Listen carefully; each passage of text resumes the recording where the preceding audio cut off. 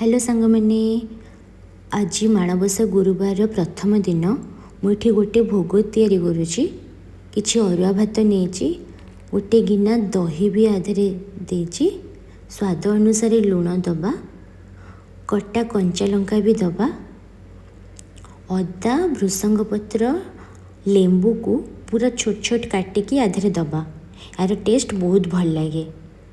सब जिनस देकी एटा टिके गोलई दबा। यहाँ आपण आड़े कौन कहती मत कहे मो शाशुघर आड़े यहाँ को कहती दही कड़मा। मुझे ठाकुर पाखे भोग लगेवाई कि पथुरी काढ़ी दूची यादे जीरा लंका गुंड दबा। जीरा लंका गुंड देले यार टेस्ट बहुत भल लगे। मुझे किसी डालिंब मंजी देची यहाँ ऑप्शनल आप चाहिए देवे नहले नहीं टिके मीठा लगे मुझे देची आउ टिके बहुत भल भी देखा जीवो। सब जिनस देकी यहाँ को भोग लगेबा।